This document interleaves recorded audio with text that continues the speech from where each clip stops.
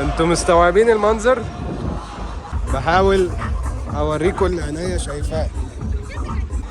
سعد 131. وبعدين بقى شغل الفطاطر اللي انا طيبها. في حاجات حلوه على فكره هنلاقيها دلوقتي حبيبي. بصوا ده.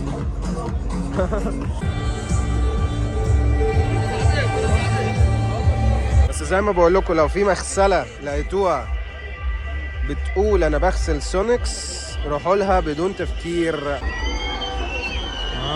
ويكا يا صباح الفل. ها قد بدأنا يوم ايفنت جديد، رابع ايفنت على التشانل دي. ده ايفنت اكتوبر تيونرز، استاد القاهرة، يوم الجمعة 22 ديسمبر. يلا بينا بقى نشوف ايه اللي هيحصل في الايفنت ده. انا اول مرة، مش اول بس اول مرة اجي استاد القاهرة في ايفنت عربيات، يعني جديدة عليا جدا. فحتى الفيو غريب شوية. بص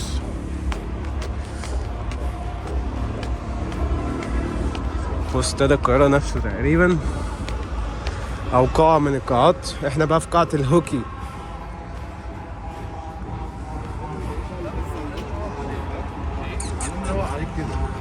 تعالى نشوف قاعة الهوكي دي بتقول ايه.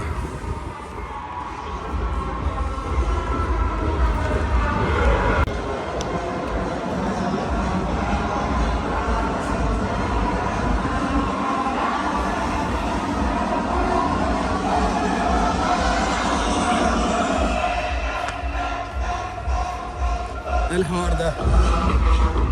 يا نهار ابيض.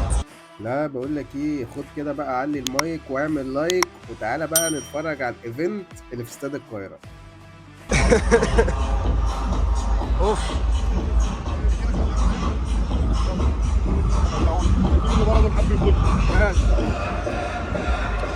انتوا مستوعبين المنظر؟ منظر غريب قوي يعني. اوف. استنوا ناخدها صورة دي.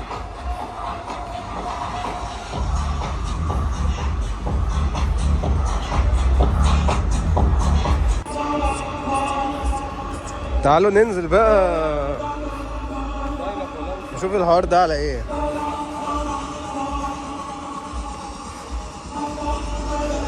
لا جامد ان انت تدخل من فوق اصلا، دي جامده.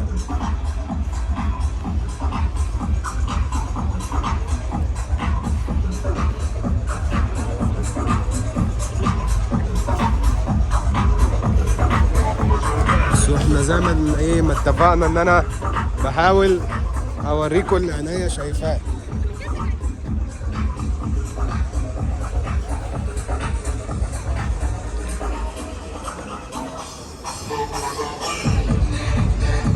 هو اغلبه ستانس، والدنيا لو ليلت هتبقى حلوه، في كشافات هنا رايقه. تعالوا نشوف بقى الكلام على ايه.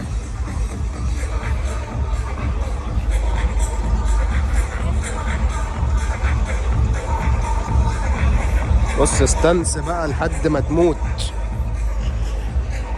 استنسات كلها.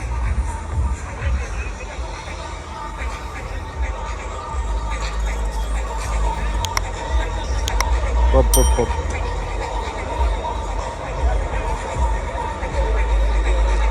جامد. مش عارف اقول ايه، زي يعني بنتفرج. سعد 131. حلوة. وبعدين بقى شغل الفطاطر اللي انا طيبها. بصوا الانسجنيا دي حلوة، بس انا ما بحبش العربيات النايمة على الارض قوي دي كده.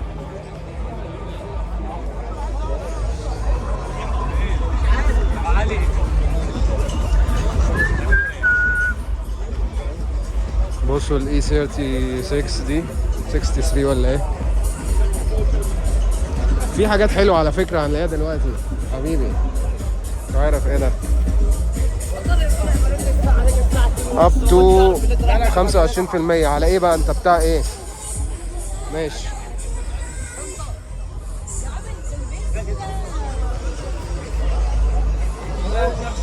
بدأنا اهو. اه بدأنا تاني. هو الدخلة بس كانت استنسات كده، لكن بصوا بقى دي من قبل ما اجيلها مين عارف نمرتها ايه.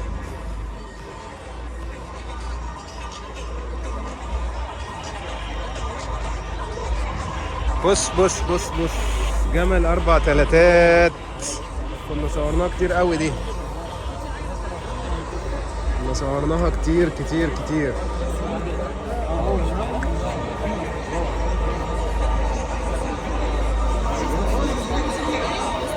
عارف الدنيا مطربة فعلا، اليوم كله مطرب النهارده. بصوا في ناس قاعدة ولا كأنها في ماتش. بصوا بقى، تعالوا من ورا. بصوا الحتة SRT دي الصراحة جامد، يعني شغل جامد. الكت اللي حاطه على الازاز ده رايق قوي قوي قوي قوي. بص بقى، بص بص الحتة البوكستر دي، وبص الكيمن GTS جامد، والجمل ال4 تلاتات، والحتة الكامارو. ولحد هنا احنا مش عايزين. استنوا نصور الجمل ال4 تلاتات دي، حاجة حلوة كده.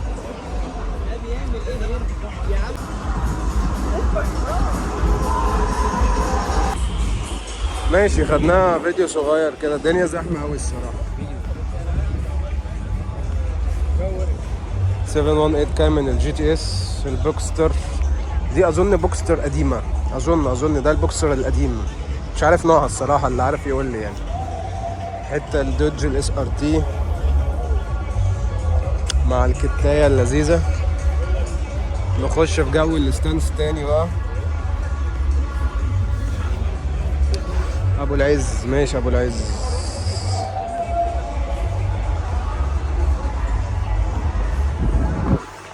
ايه ده؟ سيلفرادو. ماشي، جامدة السيلفرادو دي. ايه تاني؟ تعالوا ندخل في الايفنت نفسه بقى.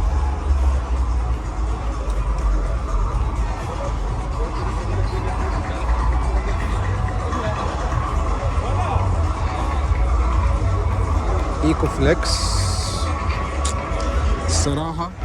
الصراحة الايفنت لذيذ، بس انا مش بحب جو الستانس. بس بص الاوبترا، اوعى. جامد.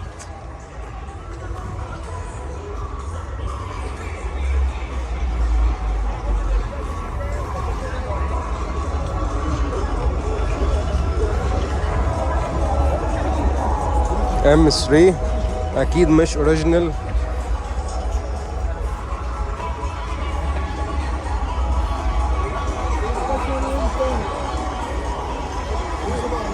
بص العربيات الاوف رود دي. تعالوا نتفرج على الارض الاول، بعدين نشوف اللي واقفه على الحيطه دي.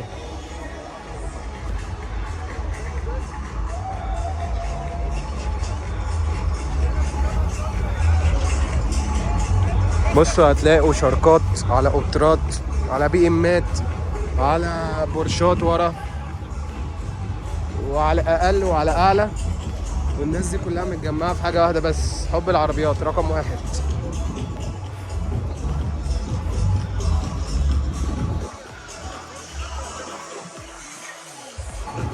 فعلا حب العربيات اللي مجمع الناس دي كلها. بصوا بقى العربيتين دول، على العربيتين دول اخاف اقعد زيه كده تقع عليا. اوف.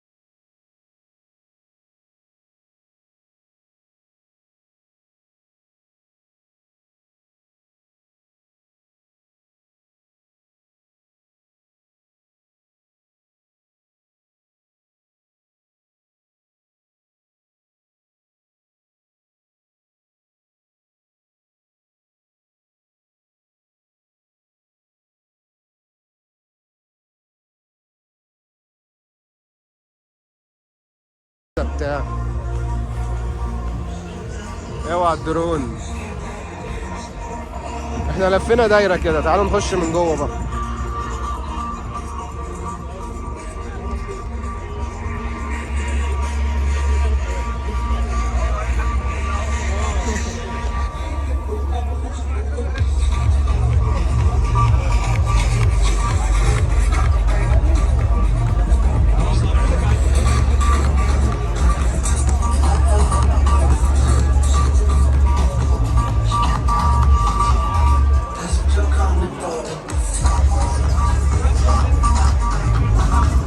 الناس دي بتصور حاجة، تعالوا نشوفها.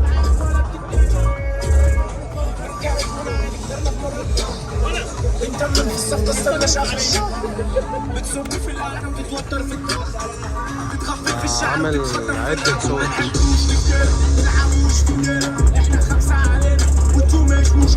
جايب شاشة و LCD ولابتوب.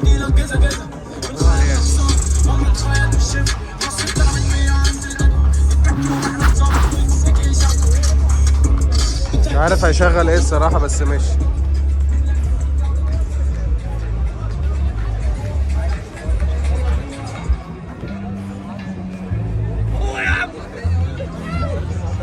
سانتا كلوز بقى وكده. هابي نيو يير. بالمناسبة الفيديو ده هنزله ان شاء الله في النيو يير. النهاردة لسه يوم 22.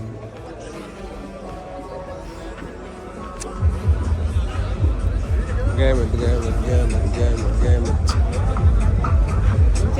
مش عارف اروح فين واجي منين الصراحة. سوري.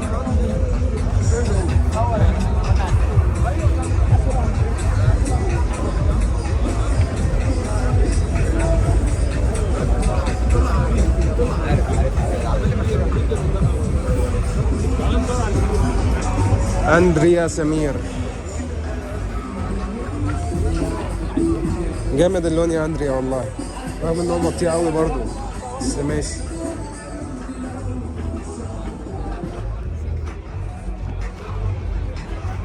محمد أبو الأمل.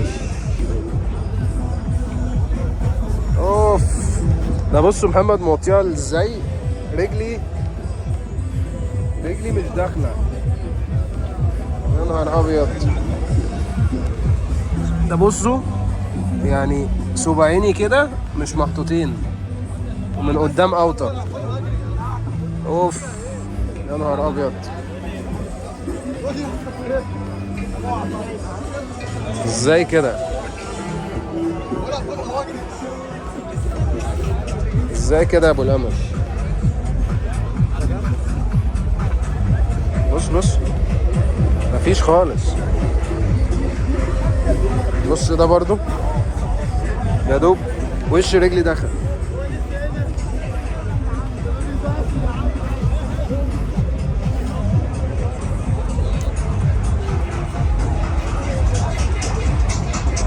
بصوا العربية هي من بعيد، مفيش لازقة في الأرض خالص. دي برضو قولولي بجد بيبقى بقى الإحساس. يعني أنا خاف حتى أركبها، مش هسوقها.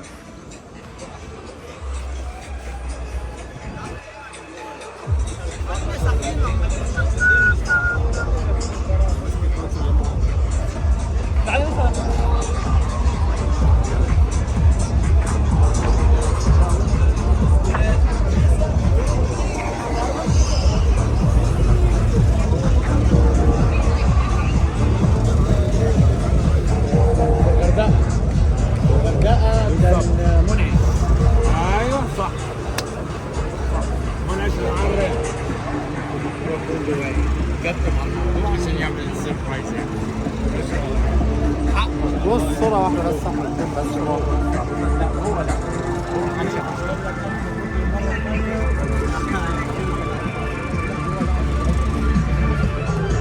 هو كده ظبطنا كده. شو العربية دي من جوه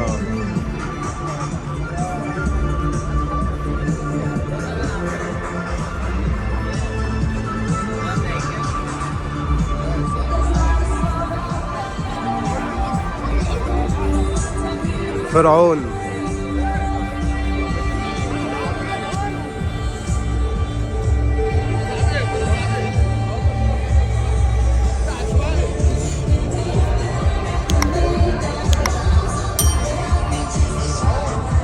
غريبة. جامد المسدس. بصوا من جوه طبعا. بنصور بس مش هدخل. بصوا من جوه عربية ملائكية. بسم الله ما شاء الله. 2 seats.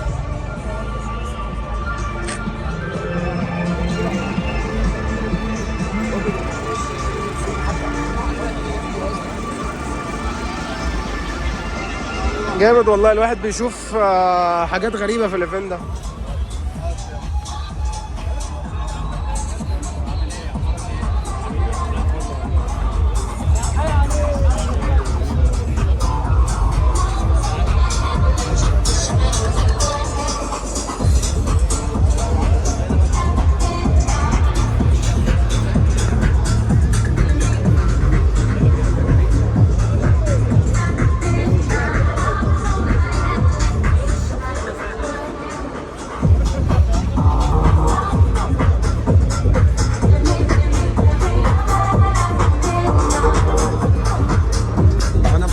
كان عايز يجي وما جاش. علشان كده تلاقوني بلف في الايفنت من غير ما اتكلم يعني.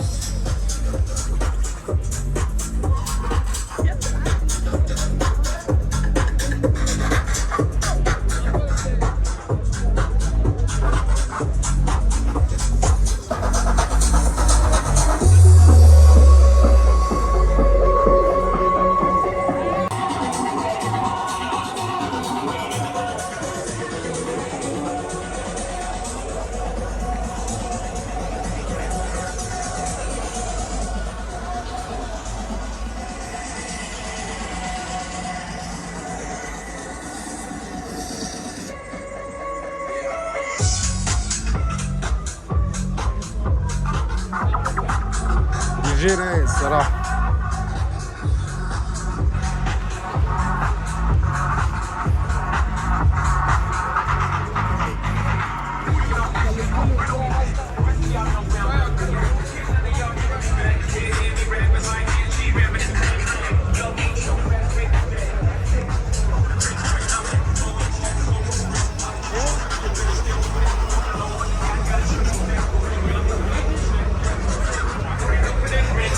بصوا بقى ايه سوناكس. اوبا جامد. اللي ما يعرفش سوناكس، فسوناكس ادوات رقم 1 في التنظيف. يعني انت لو انت مهووس بنظافة عربيتك وحابب تنظف حاجة او حاجة ما تبوظش الفرش او الكلام ده كله، سوناكس رقم 1. عندها كل حاجة بقى. يعني العناية بالجلد مع شمع مش عارف ايه، غسول زجاج امامي، مادة للزنوط، منظف داخلي. سوناكس ده البراند الوحيد الالماني في التنظيفات. حتى تعرف ان المغسلة يا ريت حبيبي. QR كود بقى عليه البيج. ماشي. اتدلع في الشارع ده ماشي. تمام. كل حاجه في عندنا المحل، في محل بس احنا مخصصينه للكوزماتكس بتاع العربيات. سوناكس، ماجواير، مفرة، وانت نازل بقى لايك. لا ما انا عارف سوناكس بقدره قوي الصراحه. سوناكس. وعندي بقى انا عندي سوناكس وعندي مفرة وعندي ماجواير. انا وكيل ماجواير من اسكندريه، يعني واخد الاسم من اسكندريه. انا الوحيد اللي بوزع. بالنسبه لماجواير ده طبعا اعلى شركه على مستوى العالم، ده امريكي. اوكي. وسوناكس موجود، وفي عندي مفرة وعندي لايكو مولي كوزماتكس. لايكومولي الزيوت موجود عندي. واحنا اصلا بتوع بروتكشن وفامي، ده فامي 90. ده الفامي ده حاجه كده للشهره. ايوه على التيجوان الساوند سيستم. في التيجوان احنا بنعمل ساوند سيستم. شفت بروتكشن. العربيه دي نصها مات نصها لمع، بس يعني ميتين العفره. هي بص ده مات ده لامع. بيفور وافتر. ده الافتر ايوه لا نصها معمول. ده المعمول وده لسه. ده معمول مط ملزوق بروتكشن. انا افتكرته بولش. سيراميك بولش. ايوه هنا معموله بروتكشن. ايوه لا جامد. نورني حبيبي تسلم لي. سونيكس. تعالوا نكمل بقى حاجات سونيكس. بولش وشمع ملون، ده لحماية الفوانيس. بالاخر يعني تعرفوا البنزينه اللي انتوا بتغسلوا فيها او المغسله اللي انتوا بتغسلوا فيها نضيفه ولا لا لما يقول لك انا بستخدم سونكس. لو قال لك انا بستخدم سونكس روح له بدون تفكير حتى لو اغلى شويه.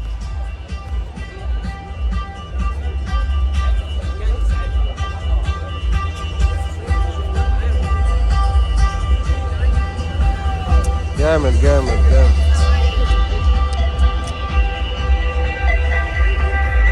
ابقى احكي لكم مره على سونكس كده في مره تانية يعني. بس زي ما بقول لكم لو في مغسله لقيتوها بتقول انا بغسل سونكس روحوا لها بدون تفكير بجد، لان سونكس اصلا كمنظفات حوالي 4 اضعاف او 5 اضعاف سعر المنظفات العاديه المحلي اللي الناس بتستخدمها. فلما يكون واحد بيقول لك انا بستخدم سونكس يعني انا بستخدم 5 اضعاف حاجه علشان طبعا اهميه عربيتك وكده. فيعني الراجل ده تمام. ويا بقى لو بنفس سعر الغسله العاديه فاهم يعني. هو فرق الغسله الناس بتكسب من الغسله دي ازاي؟ من ان هي بتجيب اقل الخامات وتبيع بنفس الاسعار الغاليه فاهم. بس فانا عارف مغسله قريب اقول لكم عليها بتغسل بسونكس واسعار اي مغسله ارخص من اسعار اي مغسله تاني. Let's continue.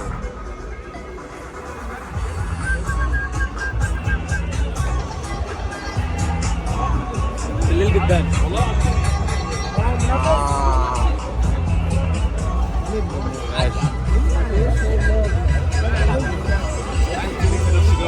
لا لا I know you want me. I know I want you. You want me. ليه؟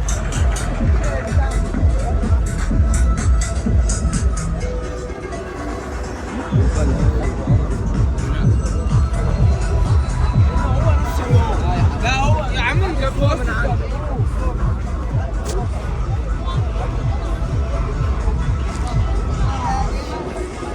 جامد سونكس. باور بول ده بتاع اسون الوش من غير ما ابص. دي ازاز اللتر 3 ل5 ل10. عنده كام بيماية. I know I want you. You know I want me.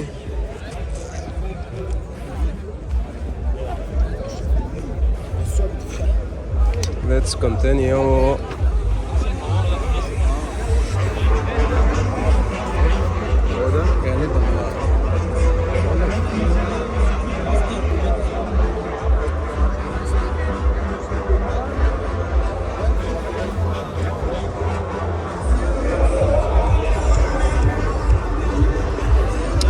حلو الاسباك بتاع الكريسماس ده. بصوا الديتيلينج حاطط بابا نويل.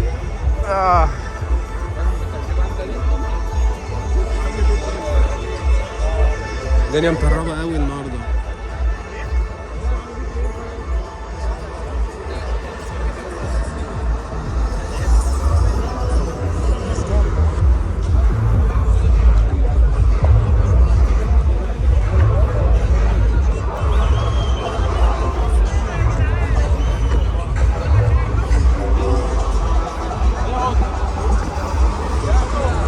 بولشنج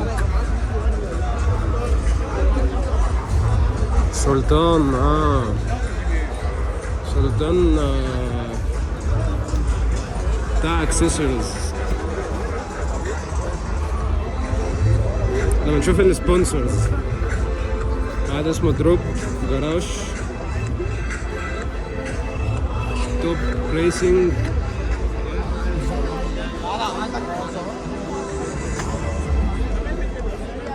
في مونكر بولشنج تاني بتوع الديتيلينج.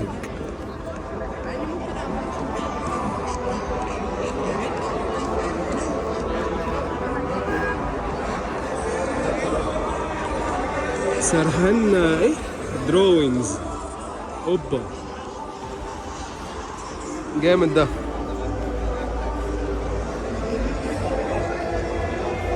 رضا ده مش مصري. حماد جام او حماد اهو يعني انتوا لو عايزينه بشوفوه. تقريبا مش مصري. وابو العز.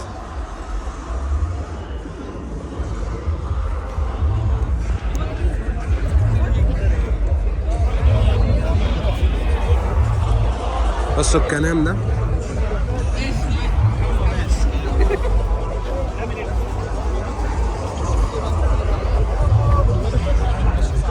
ماشي. اب زيرو كار اكسسوارز. الناس دي بتاعت اكسسوارز من زمان قوي. ايكو فيكس برفورمانس مش عارف ايه بوشنز. شكلهم بتوع الشدادات بتاعت العربية. ريفزون تيونينج.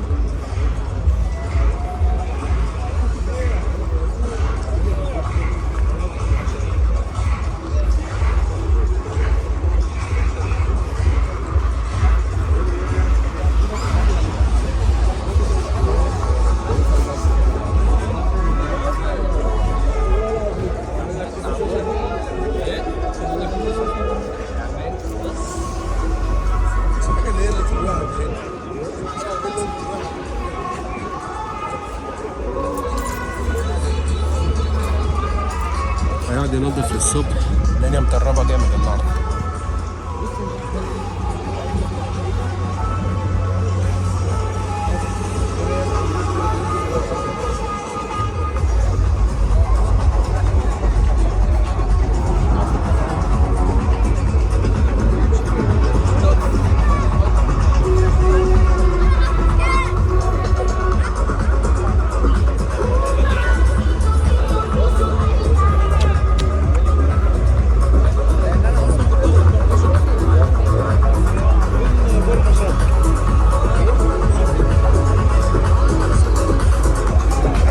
يسخنوا بقى ونبدأ ريفات كده فيرنا. الله شطار. فيرنا معاك في أي حاجة. جري معاك، تعديل معاك، فرامل مش معاك، يعني أي حاجة هتلاقيها معاك غير الفرامل.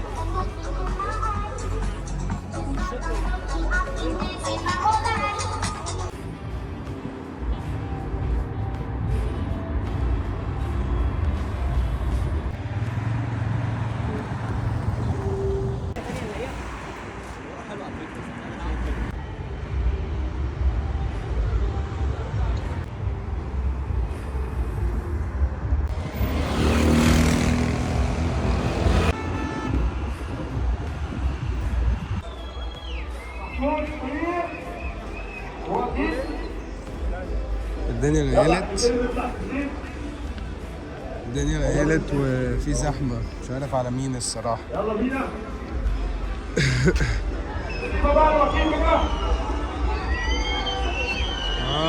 ويكا.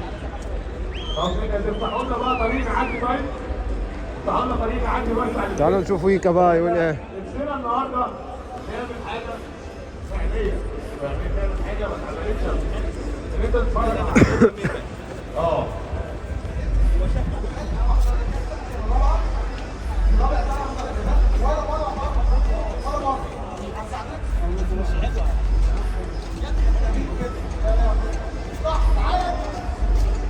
كالعادة وهي كأنكم عينيا.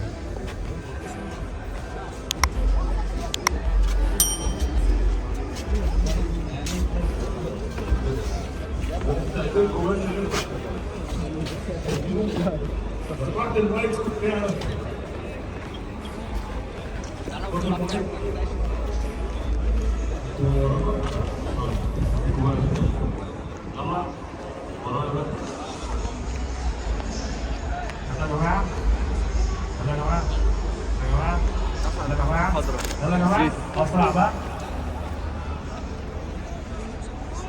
الله. شكرا يا شباب والله على التعاون.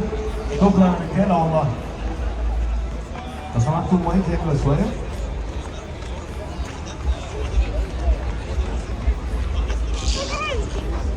يلا. تمام كده. تمام كده. خلاص خلاص، لا لا، وسع وسع عادي، وسع عادي، وسع عادي يا زين، وسع، سيبه وسيبوه يمشوا. الناس متعاونه جدا. وهذا هو الوكيل.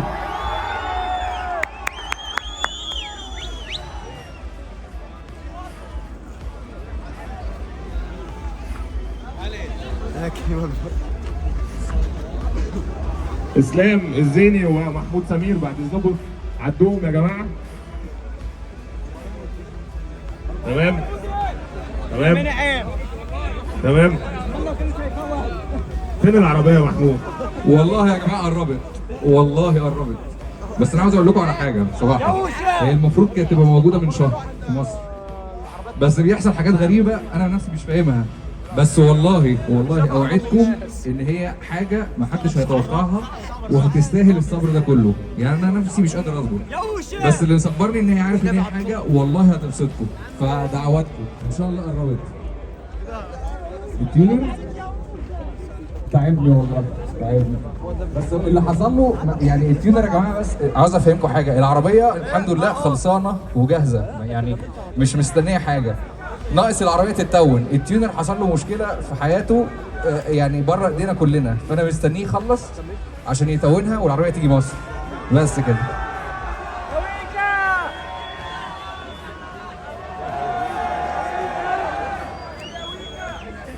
وكيل استاذنك ثانيه واحده. ماشي. استاذنك ثانيه واحده.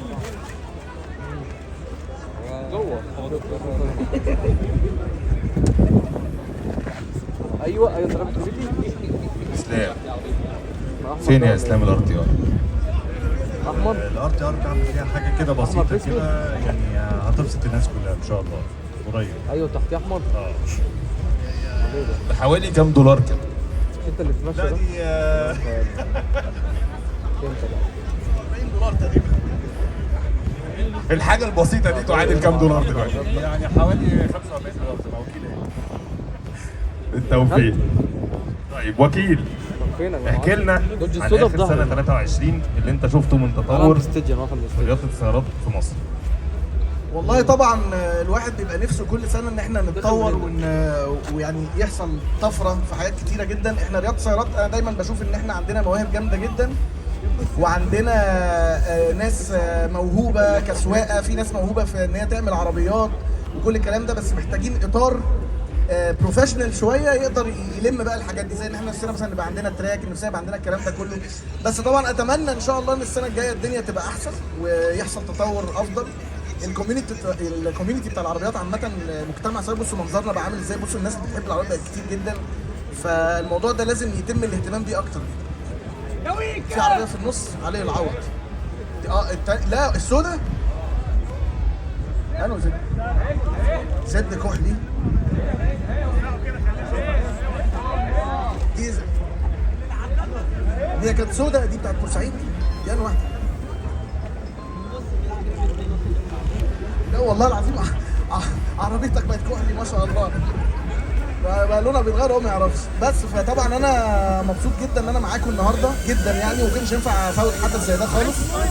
الحمد لله انا كنت هبقى مسافر، وبعدين الحمد لله السفر اتلغى. انا حتى وائل اول ما كلمني قال لي ان في ايفنت في تاريخ كذا، قلت له احتمال ابقى مسافر، راح قال لي لا مش هتبقى مسافر. فالحمد لله ظبطت، ومبسوط ان انا معاكم جدا والله. وعايزين نشكر كلنا وائل هادي الصراحه بالتعب الشديد جدا اللي هو بيعمله كل سنه، ومحافظ على مستوى الايفنت وبيعلي على نفسه وبيعلي على كل الناس، فما شاء الله عليك يا وائل بصراحه. فنسمع له سقفه كبيره قوي.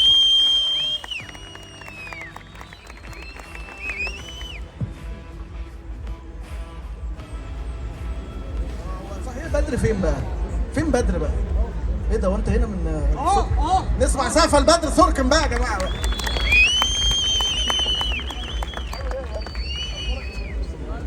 مالك واقف ساكت مش عوايدك؟ ما شفتناش واحد عادي. ما هم ضحكوا عليا، غفلوني، فجأة لقيتك واقف هنا، فعشان كده عشان انا ما ابتديتش الكلام عايزين نبتدي تاني من الاول. عايز اعمل منكم صوت صوت صوت صوت وكيل.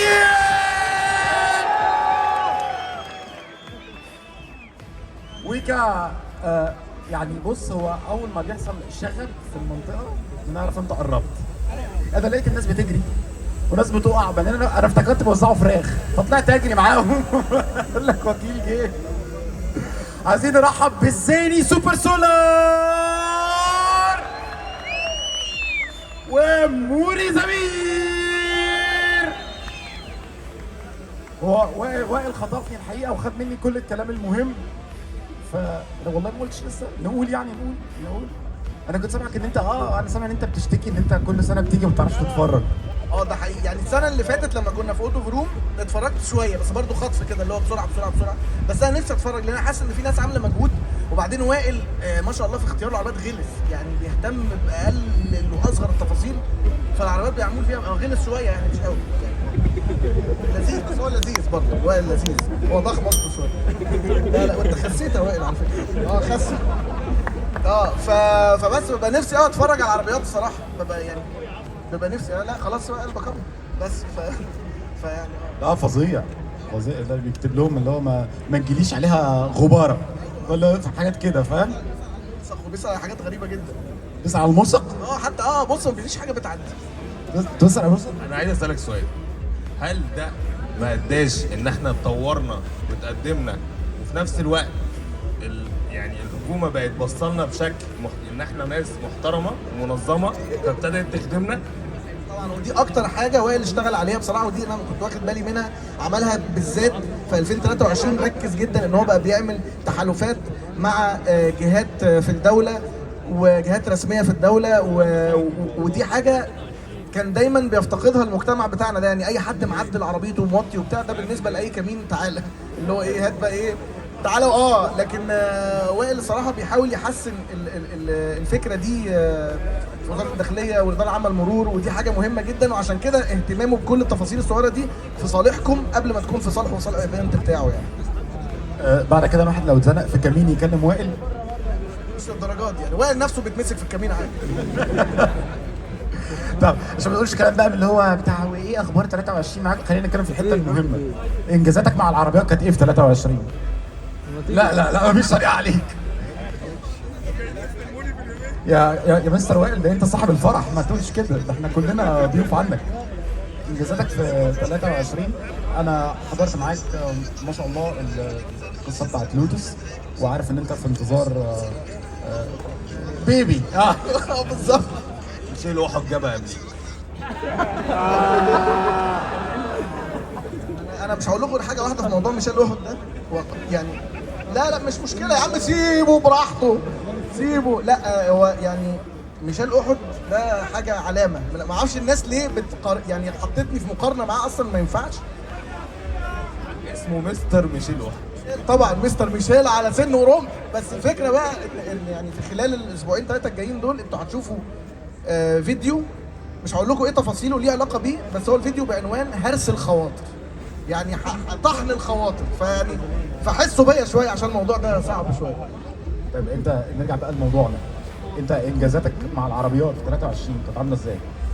والله 23 كانت سنه بدايتها يعني كانت في احداث، ورحنا موسم الرياض وسافرت دبي مرتين وصورنا حاجات وحضرنا حاجات وكان فيها حاجات لذيذه. طبعا اسوأ حاجه بصراحه وما زلنا عايشين فيها لغايه دلوقتي هو الكابوس بتاع اهلنا وحبايبنا في غزه وفلسطين. دي حاجه من الحاجات اللي خلت السنه دي يمكن من اوحش السنين اللي عشناها في حياتنا كلها، مش بس مثلا في الفتره اللي في الاخيره بس.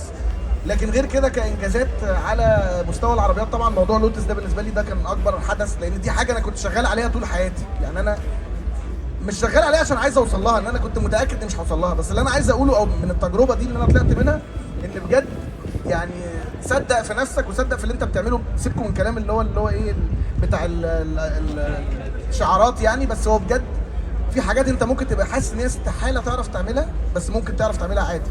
فموضوع لوتس ده بالنسبه لي كان حاجه زي كده، مش شرط عشان لوتس بالذات، على قد ما فكره ان انت تقدر تبقى حلم حياتك انك تجيب عربيه من العربيات اللي هي الجامده اللي مش عارف ايه وعارف ان انت استحاله، وبعدين تلاقي نفسك فعلا الله انا عملتها ازاي. فهي دي الحاجه اللي الواحد يعني حاسس ان هو.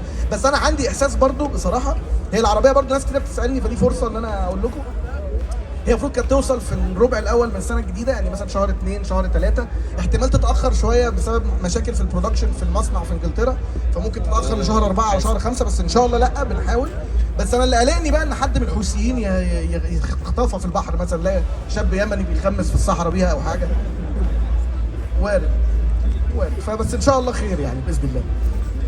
يعني احنا نتمنى لك كل التوفيق واول ما تجيبها نذبح يعني. اكيد احنا بنذبح، احنا بنتلكك، احنا بنذبح من غير اي سبب اصلا، ما بالك لو عربيه جت. في حاجات تانية بتتعمل غير الذبح بس مش هقدر اقولها في المايك. ما اعرفهاش بصراحه. مش انا اسف يا جماعه، يعني كل واحد فيكم يخمن بقى انا قلت ايه. مش هينفع، لا مش عيب ما يصحش. ابعتوا لي انبوكس هرد عليكم واحد. يحيى رشدان طبعا موصيني اسلم عليكم كلكم، وموصيني اشكر وائل. هو امبارح جاله الدور اللي هو المنتشر ده، درجه حرارته كانت 40، والنهارده قايم طبعا مكسر، وما بالك بقى الحجم ده لما يكسر، يعني ده اصلا يعني صعب جدا. كان نفسه يتبردها له، يا ايه دي اللي تبردها له؟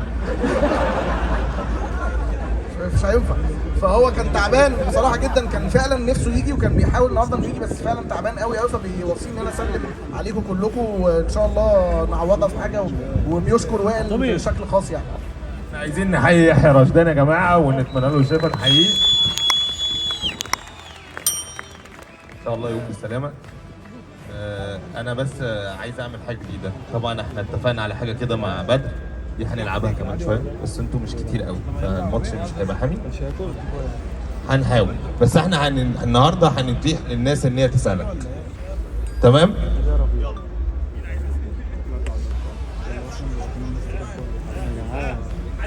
الناس خايفه تسال. بعيد قوي كده. ممكن نجيب من العباسيه اي كريم جرام. ايه اكتر حاجه فخور بيها انت حققتها في حياتك؟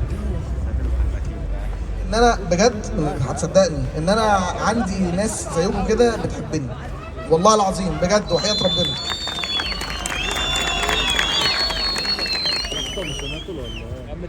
ايه اكتر عربيه حبيتها وحبيت سواقتها وطريقتها في السواقه عامه؟ سوبارو. قوي الصبح. هو قال صح، الجي تي 3 والجي تي 3 ار اس طبعا دي اكتر عربيه، يعني الواحد ما جربش حاجه كده. ايه الفيرنا حلوه خطر، بس حلوه حلاوتها في خطورتها. بس انا عايز اسالك سؤال بقى، انت عملت خلل في الشارع المصري وعدم اتزان باللي عملته بالعربيه الام جي.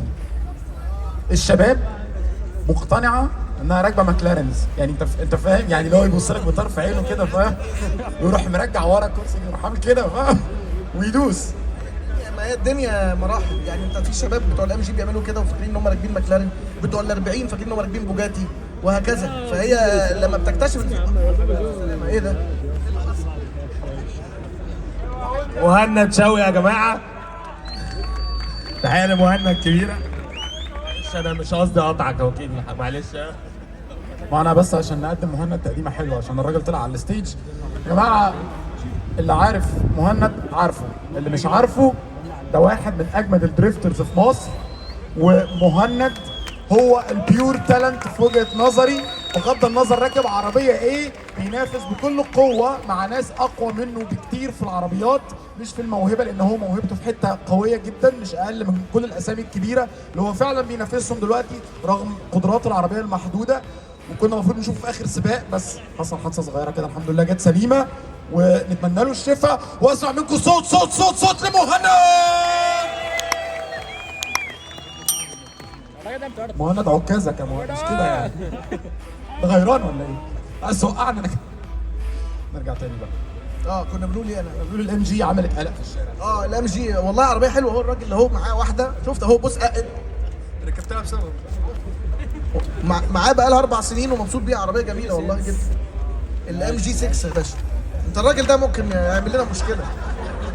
هو احنا محتاجين نعمل ايه عشان الرجاله بس في الايديت تيت واستخدموها انتوا مطرح ما انتوا عايزين بقى. ايوه بالظبط. بس فايه بقى سؤالك ايه اصلا؟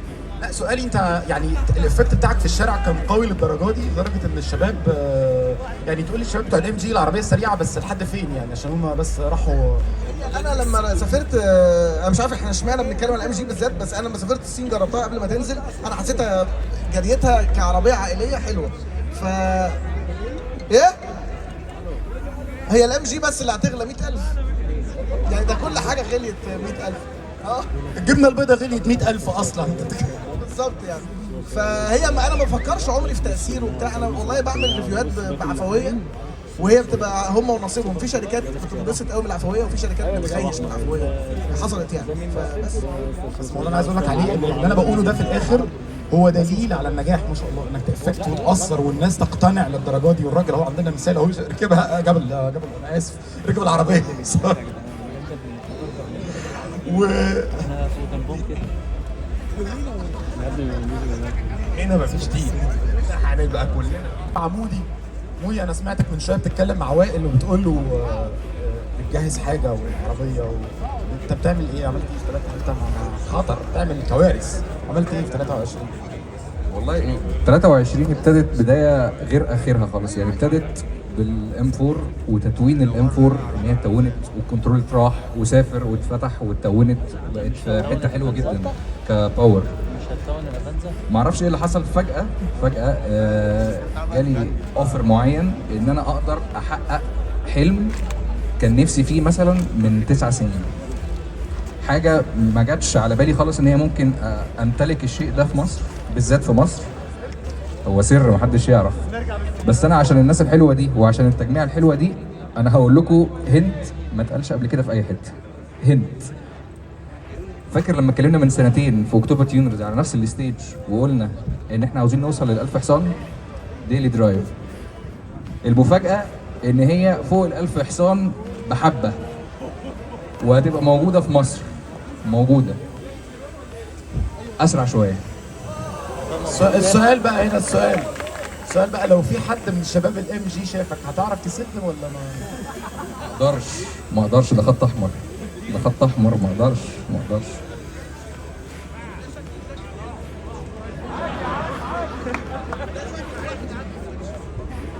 بالظبط، يعني ده مش منظر واحد عنده بوجاتي، بس ممكن نبقى.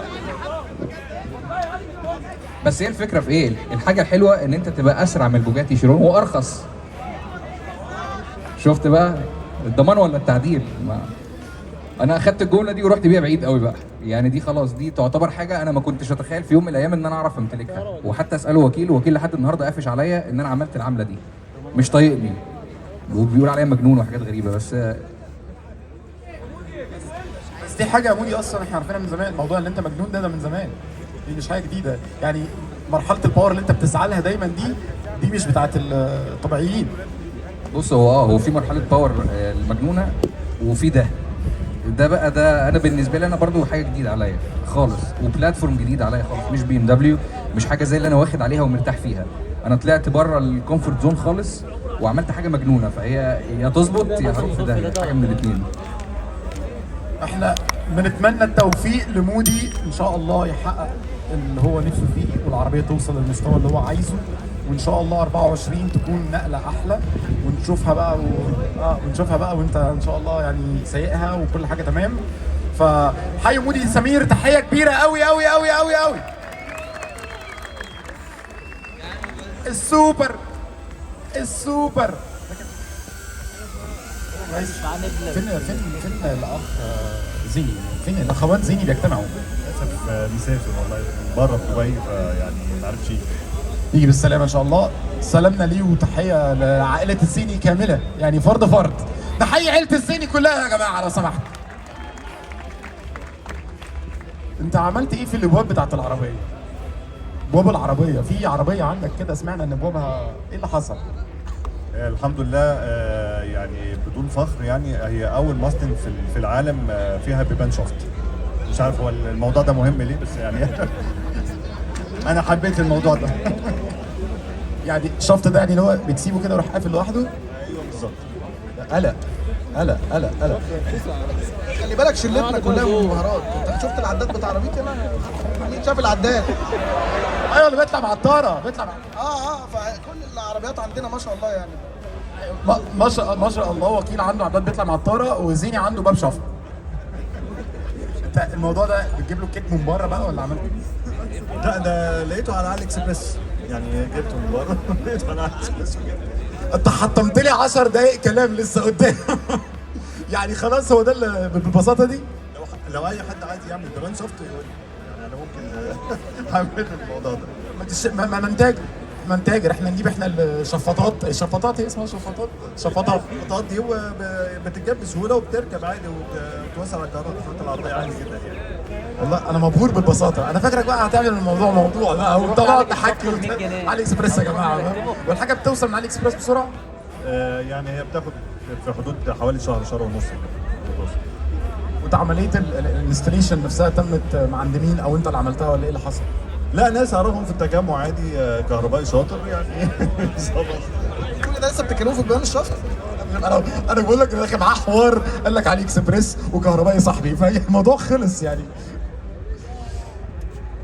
دي كانت انجازاتك مع العربيات في 23 ولا في حاجه تاني نقدر نقولها؟ لا انا مالي ساندرو. بصوا بقى الدنيا بالليل عامله ازاي. شايف الموضوع ما شاء الله.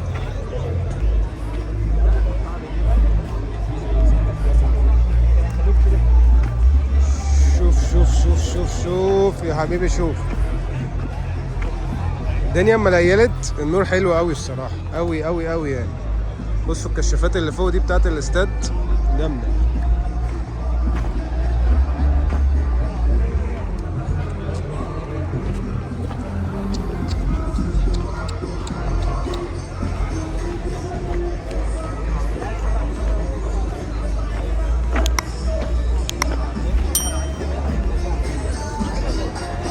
المشكلة ان العربيات كلها طربت، جو النهارده تراب فظيع.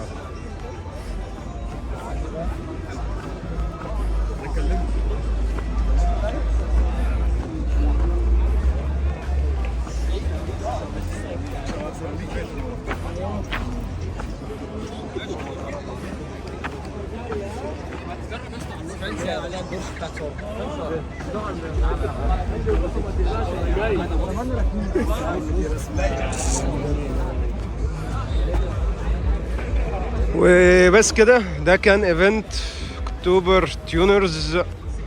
فنشوفكم بقى في الايفنت اللي جاي، فين، امتى، ازاي، مش عارف.